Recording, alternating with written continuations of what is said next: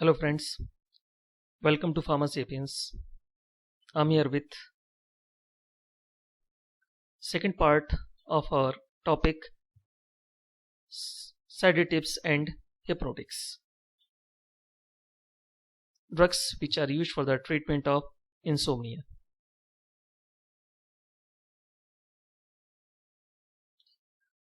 Start with a definition of sedatives and hypnotics. We have already covered the definition in our previous video.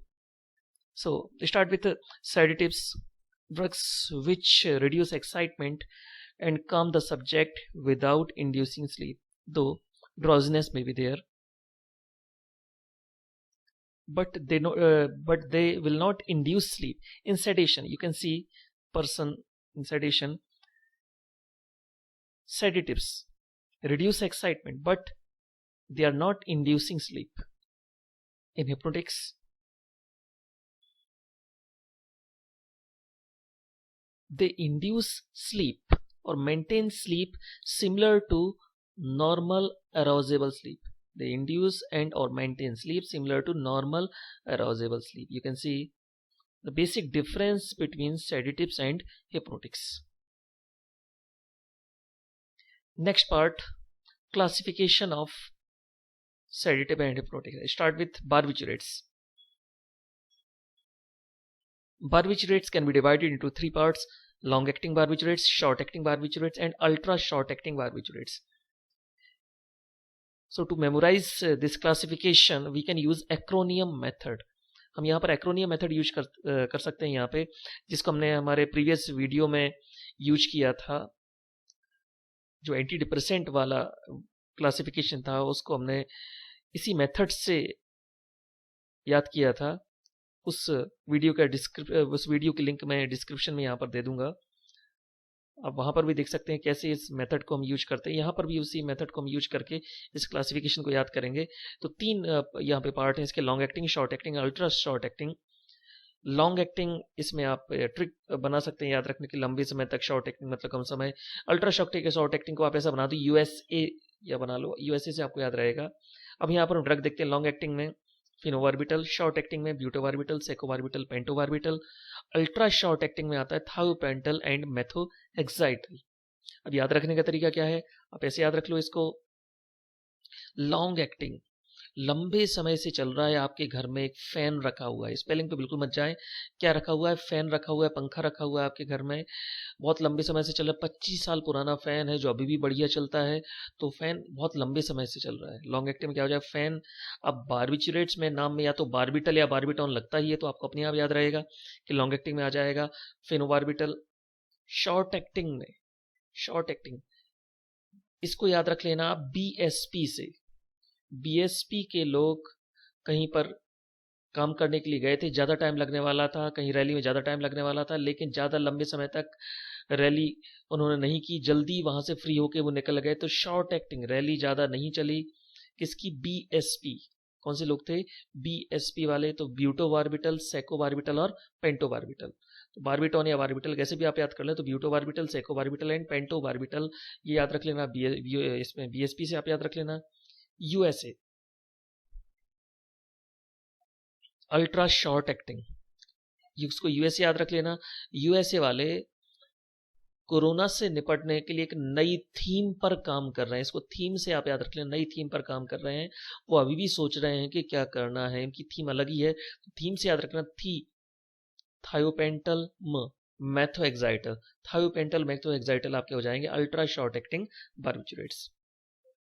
Benzodiazepine एक ऐसी category है जो कई chapters में आपको देखने को मिलेगी. ये जनरल एनेस्थीसिया में भी आपको देखने को मिलेगी, हिप्नोटिक सेडेटिव में आपको देखने को मिलेगी, बार्बिचुरेट भी आपकी जनरल एनेस्थीसिया में है. लेकिन बेंजोडाइजेपिन्स का यूज काफ़ी जगह ज़्यादा आपको, काफ़ी जगह सीएनएस में आपको देखने को मिलेगा. काफ़ी ज़्यादा इनका यूज है बेंजोडाइजेपिन्स का. तो बेंजोडाइजेपिन्स का यूज आपको काफ़ी जगह देखने को मिलेगा. बेंजोडाइजेपिन्स यहाँ पर हम जो बात करेंगे, hypnotics, anti anxiety, anti convulsant, ये ड्रग ऐसे हैं. ये वाले जो ड्रग, जो कौन कौन से ड्रग हिप्नोटिक्स में यूज हो रहा है, एंटी एंजाइटी में यूज हो रहा है और एंटी कन्वल्जेंट में यूज हो रहा है. हिप्नोटिक्स में यूज हो रहे हैं आपके ट्राइजोलाम, टेमाजेपाम, डायजेपाम, अल्प्राजोलाम, फ्लोराजेपाम एंड नाइट्राजेपाम. एंटी एंजाइटी में diazepam, ऑक्साजेपाम, क्लोरडाइजेपॉक्साइड, lorazepam and अल्प्राजोलाम। Anti convulsant में आपके आ जाएगा क्लोवाजाम, लोराजेपाम, क्लोनाजेपाम एंड डायजेपाम। अगर आप इन तीनों में कॉमन देखेंगे तो डायजेपाम तीनों में है, हिप्नोटिक में भी है, एंटी एंजाइटी में भी है और एंटी कन्वल्जेंट में भी है।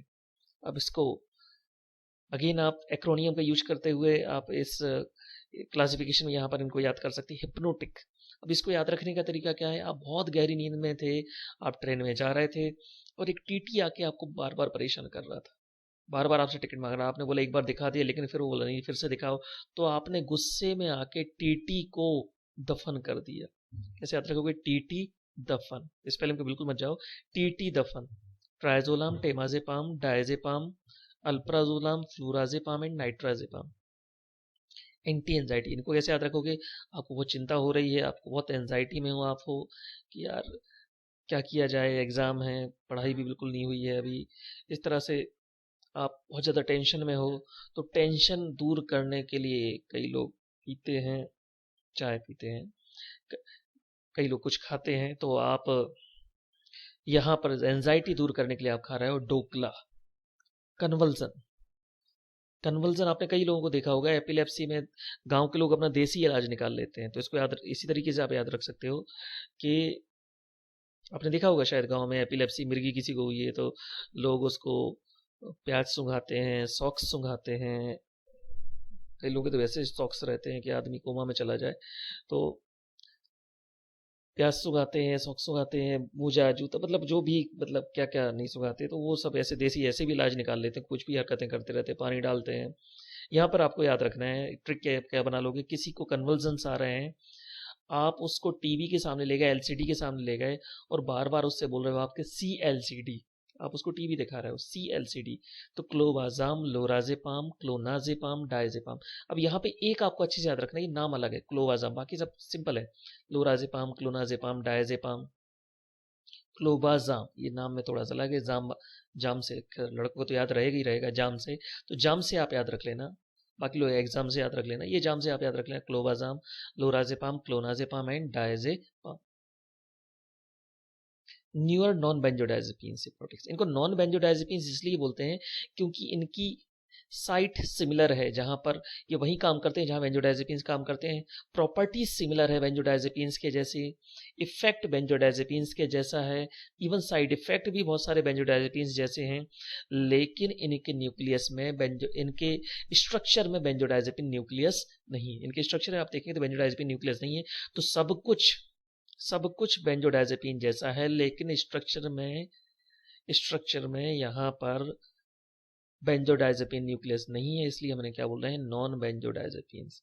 कई बार मैं पूछता हूँ स्टूडेंट से कि इनको नॉन बेंजोडाइजेपिन क्यों बोलते हैं, तो बोलते हैं कि उनमें बेंजोडाइजेपिन नहीं है। हाँ, लेकिन नॉन बेंजोडाइजेपिन हमने क्यों बोला कि सारी चीजें बेंजोडाइजेपिन जैसी हैं, लेकिन स्ट्रक्चर में बेंजोडाइजेपिन नहीं है, वो भी आपको याद रखना पड़ेगा। ऐसा तो नहीं है कि आपको किसी की तारीफ करना है, जब भी आप किसी की तारीफ करते हो तो आप ऐसे बोलते हो कि आप बहुत अच्छे इंसान हैं, आप बहुत बढ़िया इंसान हैं, बेहतर इंसान है, आप जैसे इंसान नहीं देखा, कोई ऐसी तारीफ तो नहीं करता है कि तो आप कुत्ते नहीं हैं, आप कमीने नहीं हैं, आप घटिया इंसान तो बिल्कुल नहीं है।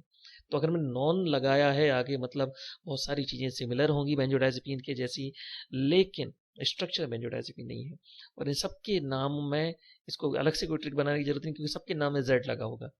जोपिक्लोन, इसी का आजकल एक ऐसे एनएमसी बनाने लगा है, एस जोपिक्लोन, तो जोपिक्लोन, जोल्पिडेम एंड जेलेप्लोन, जेड वाले सारे ड्रग हैं और यही कारण इनको जेड ड्रग्स के नाम से भी जाना जाता है। तो जोपिक्लोन, जोल्पिडेम, जेलेप्लोन, इनको जेड ड्रग्स भी हम बोलते हैं। नेक्स्ट आता है आपका मेलाटोनिन एगोनिस्ट। मेलाटोनिन एगोनिस्ट, इसमें इनके पे याद रखने का तरीका है, मेल्ट से याद रख लेना, इनके नाम में क्या लगा रहता है, मेल्ट, रामेल्टियन। तो मेलाटोनिन एगोनिस्ट में एक ही आपका ड्रग है, रामेल्टियन। अब हम एक बार देख लेते हैं हिप्नोटिक बेंजोडाइजेपिन्स को हमने कैसे याद किया था। कौन आया आपको बार बार, कौन परेशान कर रहा है, टीटी, बार बार आपको टीटी परेशान कर रहा है, वाकई बार बार बोल रहा है टिकट दिखाओ, आप भयंकर गुस्से में आ गए, आपने उसको बाहर फेंक दिया, आपने उसको दफन कर दिया, आपने क्या कर दिया, उसको दफन कर दिया। तो कैसे याद रखोगे, टीटी दफन, आप याद रखोगे उसको टीटी दफन। एंटी एंजाइटी बेंजोडाइजेपिन्स को आपने कैसे याद किया था? आप बहुत चिंता में हो तो आप चिंता के दौरान, एंजाइटी के दौरान क्या खाना पसंद करते हो? Dhokla. Next, anti convulsant benzodiazepines आपने कैसे याद किए थे? एक आपका मित्र, उसको कन्वल्जन्स आ रहे हैं, बहुत बुरी हालत में है, आप उसे मेडिसिन देने की जगह आप उसे एलसीडी दिखा रहे हो, उससे क्या बोल रहे हो? CLCD। तो यहाँ पर आपने याद किया था, सी से क्या था? क्लोबाजाम था, एल से था लोराजेपाम, सी से क्लोनाजेपाम और डी से था आपका डायजेपाम। तो कैसे याद रखोगे? CLCD।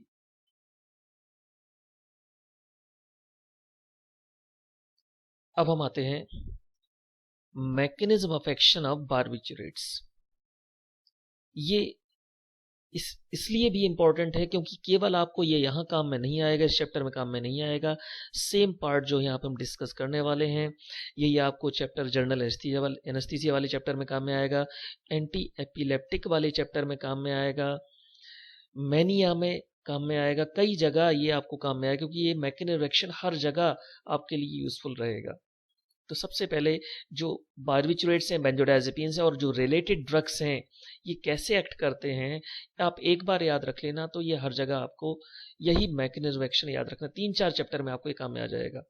कुछ लोग ने मुझे बार बार मैसेज करके बोला, फ़ोन करके बोला कि एपिलेप्सी के ऊपर मैं वीडियो बनाऊं। तो एपिलेप्सी के ऊपर वीडियो बनाने से पहले ये बनाना ज़रूरी था क्योंकि यहाँ पर जो आपने एक बार मोड ऑफ एक्शन यहाँ पर कंप्लीट कर लिया तो ये एपिलेप्सी में हर जगह आपको काम में आएगा, क्योंकि एपिलेप्सी में काफ़ी ड्रग हैं जो इस तरीके से काम करते हैं जो यहाँ पे हम डिस्कस करने वाले हैं। तो ये सारे ड्रग जो आपके बार्बिचुरेट्स हैं, बेंजोडाइजेपिन्स और दूसरे जो रिलेटेड ड्रग्स हैं, ये एक्ट करते हैं साइट पे, गावा ए रिसेप्टर पे ये काम कर, चैनल लिंक्ड रिसेप्टर है ये। यहाँ पे इसका आप देख रहे हैं गावा ए रिसेप्टर है ये। गावा ए रिसेप्टर का ये आपका एक्स्ट्रा सेलुलर पार्ट है और ये इंट्रा सेलुलर पार्ट। ये एक्स्ट्रा सेलुलर पार्ट हो गया, ये आपका इंट्रा सेलुलर पार्ट हो गया। ये अलग अलग साइट्स हैं जहाँ पर जाके आपके ड्रग्स एक्ट करने वाले हैं। ये साइट्स आपकी बाइंडिंग साइट्स कौन कौन सी हैं? पहली बाइंडिंग साइट आप यहाँ पे देख रहे हैं TBPS, टर्शरी ब्यूटाइल बाईसाइक्लोफॉस्फोरोथायोनेट। फिर से मैं रिपीट कर रहा हूँ, टर्शरी ब्यूटाइल बाईसाइक्लोफॉस्फोरोथायोनेट। ये वो साइट है जहाँ पर जाके आपके कुछ ड्रग हो सकता है काम करें, लेकिन अभी भी ये साइट अंडर रिसर्च है, बहुत ज़्यादा इसके बारे में जानकारी नहीं है। तो अब हम कंसीडर करेंगे जो बची हुई साइट हैं, तो यहाँ से शुरू करेंगे हम गावा से। इस रिसेप्टर के बारे में, गावा के बारे में मैंने अपने पहले वीडियो जो आपका, इसके पहले जो वीडियो डाला था मैंने, drugs acting on CNS part 1, उसमें सारे न्यूरोट्रांसमीटर के बारे में डिटेल में मैंने बताया। तो जिन लोगों ने वीडियो नहीं देखा है तो पहले वो वीडियो जरूर देखें, उसकी लिंक मैं यहाँ डिस्क्रिप्शन में दे दूंगा, क्योंकि उसके बाद ये आपको और बिल्कुल अच्छे तरीके से क्लियर हो जाएगा गावा क्या काम करता है, कैसे काम करता है। तो यहाँ पर उसके बारे में थोड़ा सा मैं बता देता हूँ कि आप लोगों ने दिन भर बहुत मेहनत की, आप बहुत थक गए हैं, आप लोग बहुत मेहनत करते हो, दिन रात पढ़ाई करते रहते हो, तो आप बहुत थक गए हैं और जैसे ही आप लेटे आपने ब्रेन के पास मैसेज पहुंचाया कि बस हमें नींद की ज़रूरत है, ब्रेन ने तुरंत गावा रिलीज किया और गावा रिलीज होकर अपने साइट पे आकर बाइंड होगा। तो ये गावा की साइट है जहाँ पर गावा आके बाइंड होता है, गामा अमीनो ब्यूटायरिक एसिड यहाँ पर आकर बाइंड होता है। इस साइट को बोला जाता है बीटा साइट। फिर से मैं रिपीट कर रहा हूँ, गावा अपनी जिस साइट पे आके बाइंड होता है इसे बोला जाता है बीटा साइट। अब बाकी जो ये ड्रग हैं, बेंजोडाइजेपिन है, बार्बिचुरेट्स हैं, स्टेरॉइडल जो आपके न्यूरोस्टेरॉइड्स जो ड्रग हैं, ये गावा की बाइंडिंग को बढ़ाते हैं। गावा की थ्रू, नॉर्मल कॉन्सेंट्रेशन पे गावा की थ्रू ही काम करेंगे। तो गावा मेन न्यूरोट्रांसमीटर है जो स्लीप इंड्यूस करता है, और बाकी जो आपके जो ड्रग हैं ये गावा के इफेक्ट को बढ़ा के या गावा के जैसा एक्शन देके ही अपना इफेक्ट शो करते हैं। तो गावा की बात करेंगे। बार्बिचुरेट जिस साइट पे जाके बाइंड होता है, ये साइट कहलाती है अल्फा बीटा साइट, या इसको हम बोलते हैं पिक्रोटॉक्सिन सेंसिटिव साइट। ये साइट आपकी अल्फा बीटा साइट है, इसी को हम बोलते हैं पिक्रोटॉक्सिन सेंसिटिव साइट। ये बेंजोडाइजेपिन साइट है। बेंजोडाइजेपिन आके यहाँ पे बाइंड होता है अल्फा गामा साइट। बेंजोडाइजेपिन आके बाइंड होता है अल्फा गामा साइट।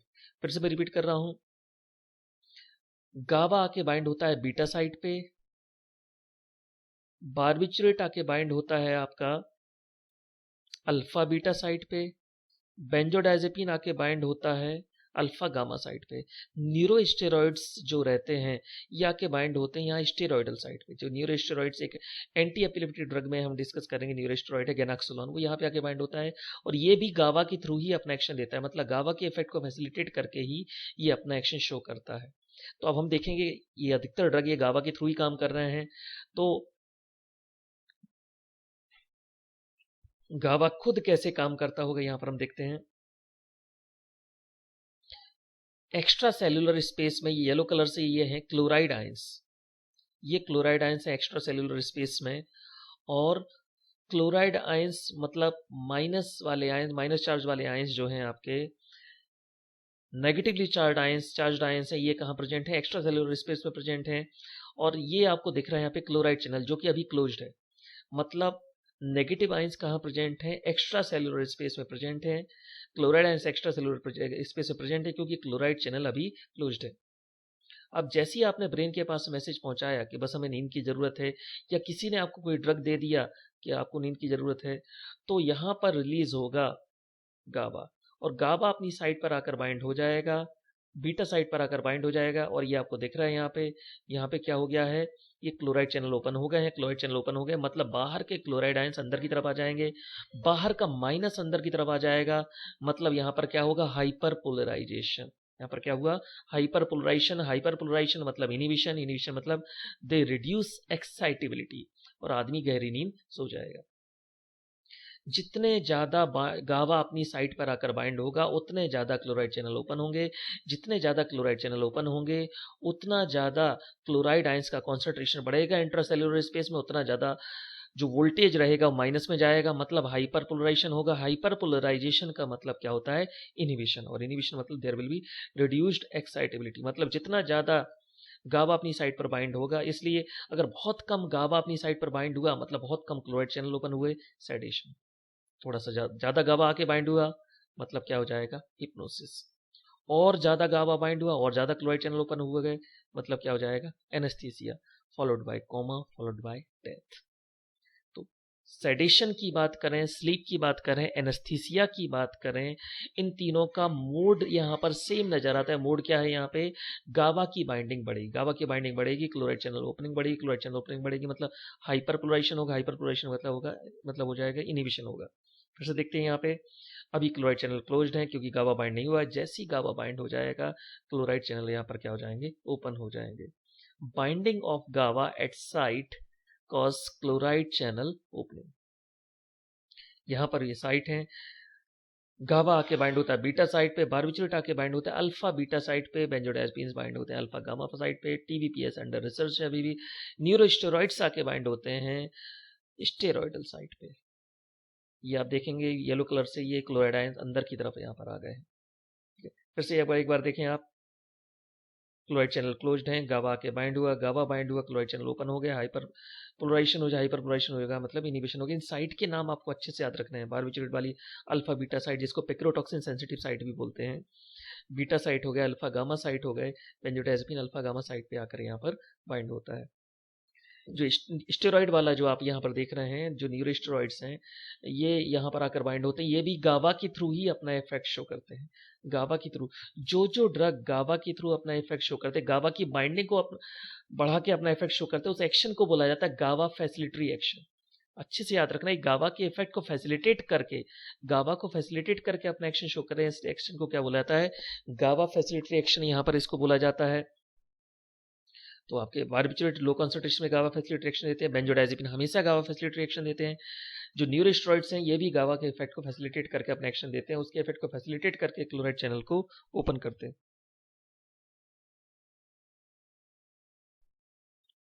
तो इसी को एक बार हमें यहाँ पे समराइज कर रहे हैं। Binding of neurotransmitter at respective sites में हैव गावा facility reaction cause more opening of chloride channel, means it causes hyperpolarization, it causes inhibition, it reduce excitability। एक बार फिर से आप देख लें इसको, ये बाइंडिंग साइट्स हैं, यहाँ पर आके ये अभी क्लोराइड चैनल क्लोज्ड है, जैसे ये गावा आके बाइंड हुआ क्लोराइड चैनल ओपन हो गए, और जो आपके ड्रग न्यूरोट्रांसमीटर आके बाइंड हो गए गावा के इफेक्ट को बढ़ा के क्लोराइड चैनल की ओपनिंग को बढ़ा देंगे, हाइपरपोलराइजेशन कॉज करेंगे और इनिबिशन कॉज करेंगे। तो ये आपके बारबिचरेट्स, बेंजोडाइजेपिन उससे रिलेटेड ड्रग के हमने मोड ऑफ एक्शन यहाँ पर देखे। थोड़ा सा हम इनको और डिटेल में यहाँ पर देखते हैं। जो शुरुआत करें हम बार्बिचुरेट्स की। बार्बिचुरेट का जो सीएनएस पे एक्शन आता है, अगर आपने बहुत लो कॉन्सेंट्रेशन में लिया तो ये कॉज कर रहा है सेडेशन, कॉन्सेंट्रेशन बढ़ा दिया तो स्लीप, और कॉन्सेंट्रेशन बढ़ा दिया तो एनेस्थीसिया, और बढ़ा दिया तो क्या कॉज करेगा, कोमा फॉलोड बाय डेथ। इसलिए ये माना जाता है कि थोड़ा कॉन्सेंट्रेशन जैसे आप बढ़ाते जा रहे हैं तो ये थोड़ा सा भी अगर कॉन्सेंट्रेशन वहां पे चेंज हो जाएगा तो ये पेशेंट को कोमा में ले जा सकता है। बार्बिचुरेट्स गावा benzodiazepine receptor chloride channel complex के ऊपर काम करता है। कौन सी साइट पे काम करता है, अभी हमने डिस्कस किया था, bind with picrotoxin sensitive site and have GABA facilitated reaction at low concentration but at high concentration GABA mimetic। बिल्कुल आप इस पॉइंट को अच्छे से रट लेना, अच्छे से याद कर लेना इसको। जो आपके बार्बिचुरेट्स हैं लो कॉन्सेंट्रेशन पे गाबा के इफेक्ट को फैसिलिटेट करते हैं, लेकिन हाई कॉन्सेंट्रेशन पे ये गाबा माइमेटिक बन जाते हैं, गाबा के इफेक्ट को मिमिक करने लगते हैं। ये बिल्कुल वैसे ही है कि आपके अंडर में कोई आदमी काम कर रहा है तो पहले हर काम आपके थ्रू करवा रहा है कि सर ये काम करवा दो, सर ये काम करवा दो, और जैसी उसकी ताकत बढ़ी उसने आपको साइडलाइन कर दिया और खुद अपना काम, वो काम खुद करने लगा जो आप उसके लिए काम करते थे, जो काम वो आपके थ्रू करवाता था। मतलब जब तक बार्बिचुरेट लो कॉन्सेंट्रेशन में रहेंगे वो गाबा के इफेक्ट को फैसिलिटेट करके क्लोराइड चैनल को ओपन करेंगे, लेकिन जैसे ही उनका कॉन्सेंट्रेशन बढ़ जाएगा वो गाबा के इफेक्ट को मिमिक करने लगे, खुद गाबा के जैसे बन जाएंगे, और यही इफेक्ट बार्बिचुरेट्स को डेंजरस बनाता है। हमने देखा था ये साइड पे, ये ऊपर आप देखेंगे गाबा अपने बीटा साइड पे बाइंड हो रहा है, बार्बिचुरेट अल्फा बीटा साइड पे जाके बाइंड हो रहा है। अगला जो पॉइंट आता है बार्बिचुरेट के बारे में कि ये बेंजोडाइजेपिन्स की बाइंडिंग को भी बढ़ाते हैं अपने रिसेप्टर साइट पे। तो अगर आपने लिया है साथ में तो ये अपने एक्शन के थ्रू तो अपने एक्शन को तो बढ़ाते ही हैं, साथ ही साथ अगर बेंजोडाइजेपिन्स वहाँ पर हैं तो उनकी बाइंडिंग को भी इस रिसेप्टर साइड मतलब अल्फा गामा साइट के लिए उनको एफिनिटी को, उनकी बाइंडिंग को अल्फा गामा साइट के लिए बढ़ाते हैं। उनकी बाइंडिंग बढ़ेगी मतलब क्लोराइड चैनल की ओपनिंग और ज़्यादा बढ़ जाती है। नेक्स्ट इंपॉर्टेंट पॉइंट जो आता है बार्बिचुरेट के बारे में, they increase duration of chloride channel opening but not frequency. वो क्लोराइड चैनल ओपनिंग के ड्यूरेशन को बढ़ाते हैं, फ्रीक्वेंसी को नहीं बढ़ाते हैं। इसको थोड़ा ऐसा समझ सकते हैं आप कि जैसे आपको पानी की बकेट भरनी है तो आपने नल खुला छोड़ दिया, अब ड्यूरेशन आपने बढ़ा दिया, नल चलता जा रहा है, बकेट भरती जा रही है, पानी फैल भी रहा है, लेकिन आपने क्या बढ़ा दिया, ड्यूरेशन को। तो ये बहुत इंपॉर्टेंट है। ये एक और कारण है कि बार्बिचुरेट्स का यूज आजकल हम अवॉइड करने लगे हैं, क्योंकि ये duration of chloride channel opening बढ़ाते हैं, जो कंपैरेटिवली ज्यादा डेंजरस है, क्योंकि इसमें कंट्रोल कर पाना मुश्किल हो जाता है। तो बार्बिचुरेट के बारे में बात कर रहे हैं, एक्ट एट गावा benzodiazepine receptor chloride channel complex पे पिक्रोटॉक्सिन सेंसिटिव साइट पर बाइंड हुआ, लो कॉन्सेंट्रेशन पे ये फैसिलिटी रिएक्शन शो कर रहा था, हाई कॉन्सेंट्रेशन पे इट बिकम्स गाबा माइमेटिक। ये क्लोराइड चैनल ओपनिंग के ड्यूरेशन को बढ़ाता है, फ्रीक्वेंसी को अफेक्ट किए बिना। तो ये तो हो गया कि बार्बिचुरेट कैसे काम करता है, लेकिन अब बार्बिचुरेट के साथ में प्रॉब्लम क्या है ये आपको अच्छे से याद रखना है। बार्बिचुरेट्स का यूज कई कारण से हम अवॉइड करते हैं। एक तो सेफ्टी मार्जिन बहुत कम है, अगर आपने थोड़ा सा ज्यादा कॉन्सेंट्रेशन दे दिया तो बार्बिचुरेट वहां हमारे लिए प्रॉब्लम खड़ी कर देगा, तुरंत वो हो सकता है सेडेशन से सीधा कोमा में पहुंचा दे, सेफ्टी मार्जिन बहुत कम है। दूसरा, ये स्लीप आर्किटेक्चर को अफेक्ट करता है। स्लीप आर्किटेक्चर के बारे में हमने प्रीवियस वीडियो में देखा था, first part of hypnotic sedative, ये उसको अफेक्ट कर सकता है। मतलब किस फेज के बाद कौन सा फेज आना चाहिए, वो फेज अफेक्ट हो सकता है, उसका ड्यूरेशन अफेक्ट हो सकता है। ये कई केसेस में देखा गया है कि स्लीप आर्किटेक्चर को ये अफेक्ट करता है बार्बिचुरेट। तीसरा, बार्बिचुरेट जो है वो किसी भी तरह का कोई एनाल्जेसिक इफेक्ट शो नहीं करता है। जब से हम अगर बेंजोडाइजेपिन से इसको कंपेयर करें तो कोई एनाल्जेसिक इफेक्ट ये शो नहीं करता है। इवन आपने थोड़ा सा अगर इसका ज़्यादा कॉन्सेंट्रेशन दे दिया, बार्बिचुरेट का ज़्यादा कॉन्सेंट्रेशन आपने दे दिया तो ये खुद हाइपर एल्जेसिया कॉज करते हैं। फिर से मैं रिपीट कर रहा हूँ, अगर आपने बार्बिचुरेट का कॉन्सेंट्रेशन ज़्यादा दे दिया तो ये खुद हाइपर एल्जेसिया कॉज करते हैं, मतलब पेन को और ज़्यादा बढ़ा सकते हैं। अब कई लोगों को यहाँ पर ये कंफ्यूजन होने लगती है कि आदमी तो बेहोश है, फिर उसे दर्द कैसे होगा। आप ये समझें कि एनेस्थीसिया अलग है और एनाल्जेसिक इफेक्ट बिल्कुल अलग है। एनेस्थीसिया मतलब आदमी को उस समय दर्द का एहसास नहीं हो रहा है, लेकिन दर्द का एहसास बाद में हो सकता है, वो एनाल्जेसिक इफेक्ट से अलग है। तो बार्बिचुरेट एनेस्थेटिक इफेक्ट तो देते हैं लेकिन कोई एनाल्जेसिक इफेक्ट शो नहीं करते हैं। एनाल्जेसिक इफेक्ट शो बिल्कुल भी नहीं करते हैं, और अगर आपने थोड़ा सा कॉन्सेंट्रेशन बढ़ा दिया तो बाद में पोस्ट ऑपरेटिव इवेंट्स में वहां पर हाइपर एल्जेसिया हो सकता है। अगला इंपॉर्टेंट पॉइंट, ये क्लोराइड चैनल को तो ओपन कर रहे हैं। जैसे ही आपने बारबिचरेट्स को दे दिया तो ये क्लोराइड चैनल को तो ओपन कर रहे हैं, लेकिन ये सोडियम चैनल को ब्लॉक कर देंगे और पोटेशियम चैनल को ब्लॉक कर देंगे।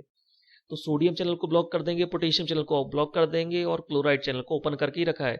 अब अगर आपका बेसिक आपका क्लियर है तो आपको पता होगा कि सोडियम चैनल को ब्लॉक करेंगे मतलब डीपोलराइजेशन को ब्लॉक कर देंगे, मतलब एक्साइटेशन तो पूरे तरीके से ब्लॉक कर दिया।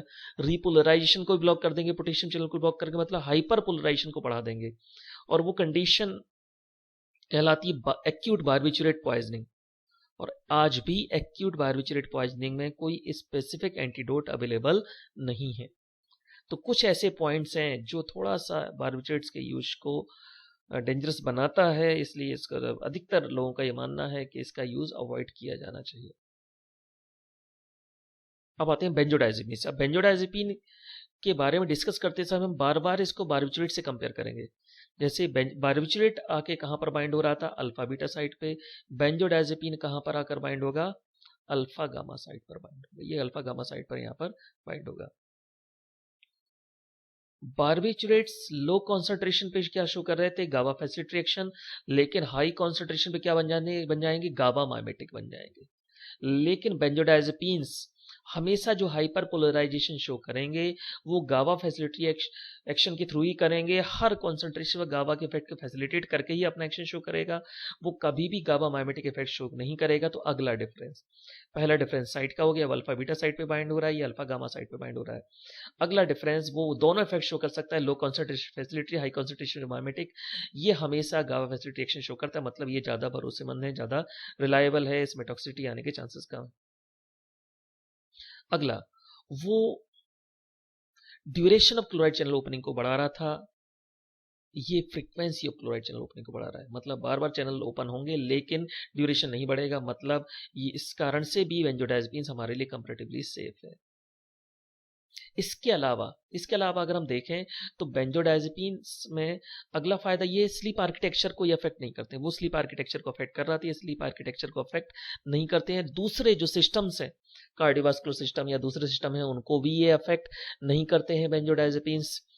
तो उससे बेटर ये माने जाते हैं, इन सारी चीजों को देखते हुए माना जाता है कि बारबिचुरेट से बेटर हमारे पास ऑप्शन है बेंजोडाइजेपिन्स का ऑप्शन। बेंजोडाइजेपिन हमेशा प्रेफर किए जाते हैं अगर आप हिप्नोटिक सेडेटिव की बात करें तो।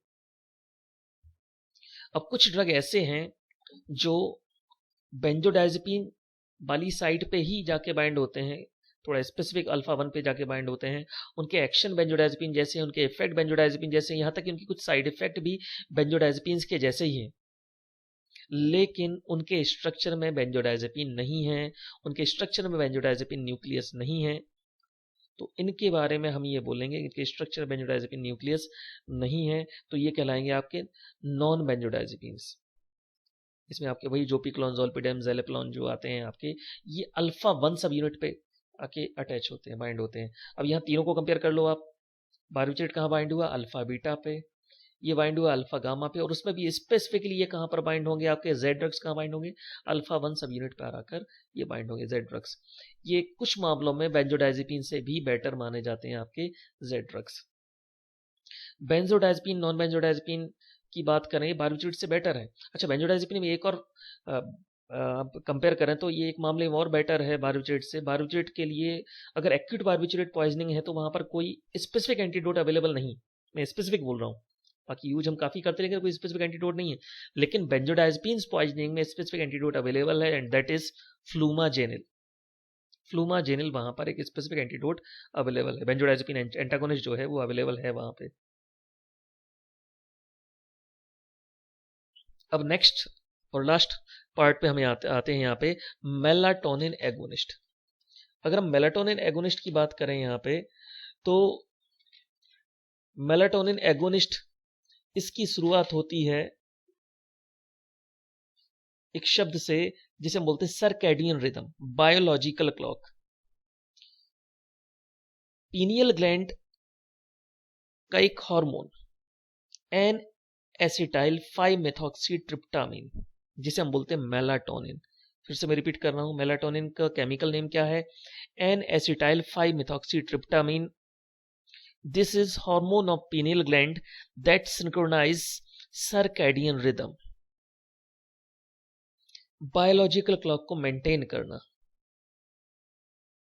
आपको जो नींद आ रही है उसका जो ड्यूरेशन है, कितने से कितने बजे तक आप सोते हैं और कब आपको नींद आनी चाहिए. जैसे मान लीजिए अगर आपकी आदत में है कि आप रात को 11 बजे सोते हैं, सुबह 6 बजे उठते हैं, तो आपकी बायोलॉजिकल क्लॉक ऐसी हो जाएगी कि 6 बजे आपकी एक बार नींद जरूर खुलेगी. वो बात अलग है कि उसके बाद आप फिर से सो जाएं, लेकिन एक बार नींद जरूर खुलेगी. बायोलॉजिकल क्लॉक ऐसी बन जाती है कि एक बार नींद खुलती है वहाँ पे. और हर चीज़ की हमारी उस तरह से, केवल नींद के अलावा और भी बहुत सारी चीज़ें इस बायोलॉजिकल क्लॉक में फिट बैठ जाती है. इस बायोलॉजिकल क्लॉक को मेंटेन करता है एक hormone of pineal gland, melatonin and acetyl 5 methoxy tryptamine. तो एक हमारी प्रैक्टिस के हिसाब से, हमारी रूटीन के हिसाब से एक बायोलॉजिकल क्लॉक यहाँ पे बन जाती है और उसको मेंटेन करके रखता है मेलाटोनिन. अब अगर आप या तो शिफ्ट वर्कर हैं आप, यहाँ पे 15 दिन में सोते हैं, 15 दिन रात में सोते हैं, 15 दिन आपकी डे शिफ्ट है, 15 दिन नाइट शिफ्ट है, तो आपके लिए प्रॉब्लम हो जाएगी क्योंकि बायोलॉजिकल क्लॉक आपकी बार बार डिस्टर्ब होगी. या फिर आप यहाँ रह रहे थे, पिछले 2 साल से आप इंडिया में रह रहे थे, अब आप अमेरिका पहुंच गए. तो अमेरिका अगर आप पहुंच गए तो वहां पे आप देखेंगे कि जब लोग दिन में काम कर रहे होंगे, आपके बायोलॉजिकल क्लॉक के हिसाब से वो क्या है, नाइट, आपको बहुत भयंकर नींद आ रही होगी, आपको लग रहा हो कब सो जाए.